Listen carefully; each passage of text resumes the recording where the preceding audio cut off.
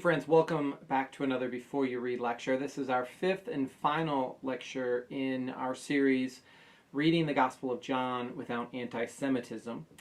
This, as I said, is our last lecture, and it's going to take us through what is known as the Passion narrative, or the trial scene in the Gospel of John.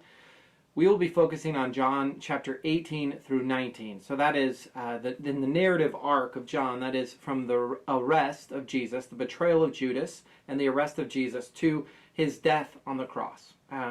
And so we will be reading that. I'm also going to ask you to read that short article from the Jewish Annotated New Testament that is on Jewish and Christian relations. I think it's a good sort of concluding piece for us to think about together and to discuss, even as we read through these last two chapters, these chapters in the Gospel of John.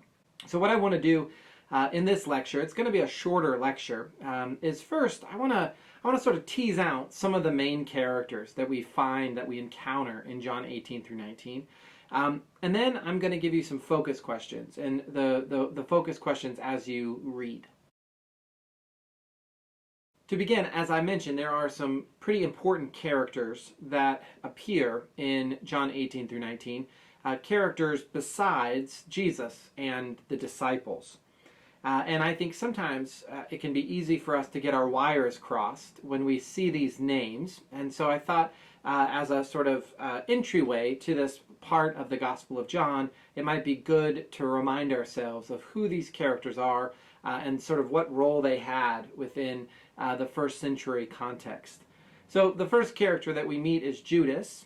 Judas is known in a variety of Christian traditions as the betrayer, the one who handed Jesus over to the authorities that would eventually kill Jesus. And so we see him playing that role in the Gospel of John, as he does in the other three New Testament Gospels.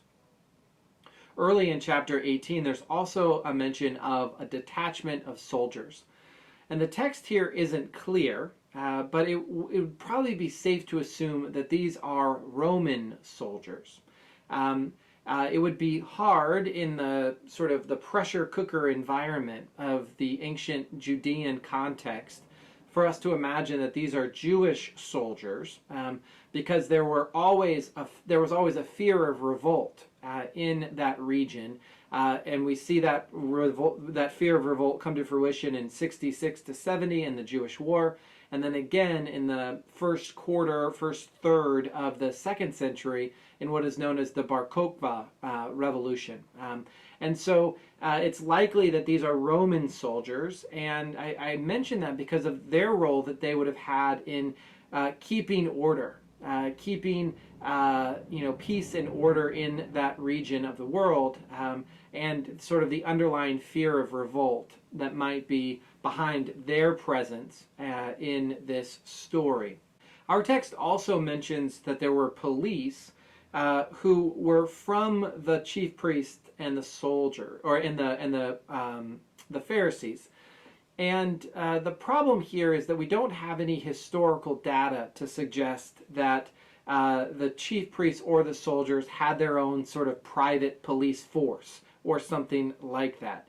And so that's one of those pieces that we have to wrestle with as interpreters about why this would be present, why this addition of the police in the narrative, or this specific group of police.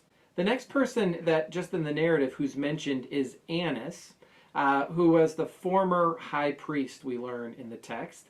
He is the father-in-law of Caiaphas, who is the current high priest in the world of the text, in the narrative of the text. Annas served as high priest from 6 until 15 CE, and he was deposed by the Romans, which means Roman officials took him out of that role for whatever reason, and they gave it to his children. And that's then how we get to the next character in the story, who is Caiaphas. Caiaphas served as the high priest from 18 to 36 CE, and we can learn about Caiaphas in the writings of Josephus, specifically in his work known as the Antiquities of the Jewish People, in Book 18, sections 90 through 95, if you want to discover that or review that for yourself. The next important character is Pilate. Pilate is the Roman governor of the regions of Judea, Samaria, and Idumea. And the important thing is that he's the Roman official. He is sort of a proxy for the emperor and for the empire, we could say. And then in 19:1, we see soldiers are mentioned again. And so I think it's important for our purposes to we can map these out in two distinct groups. One is Jewish actors. And so in that box, in that column, we would put Judas and Annas and Caiaphas and this police force, if we will. And then we could say that the column with non-Jewish actors would be soldiers and Pilate. And the only sort of nuance there, maybe somewhere in the middle of those two columns, would be the Sadducees, who aren't mentioned in the story, but who were supporters of the priesthood and were also pro-Roman in their disposition generally. They were interested in appeasing Rome so that the institution of the temple could continue. They are often described as temple aristocrats.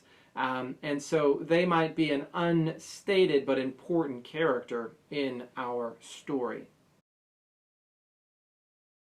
As you read, I encourage you to think about three questions, and they're sort of all literary or narrative questions.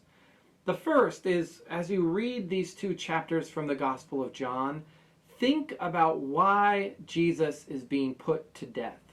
What are the motivations or the reasons for his death? What is the why being put forward in this gospel text? The second is, according to these chapters from John, who bears responsibility for the death of Jesus? And if we wanted to make that a little bit more nuanced, who has primary or secondary responsibility for the death of Jesus? And finally, as you read these chapters, think about which characters are portrayed in a positive way, which are portrayed in a negative way, and which are portrayed in perhaps a more neutral way.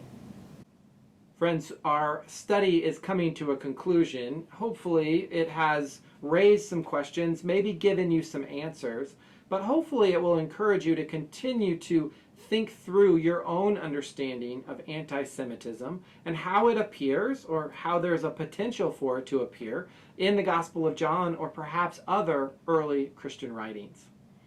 Thank you, as always, for your time and your attention. Happy reading.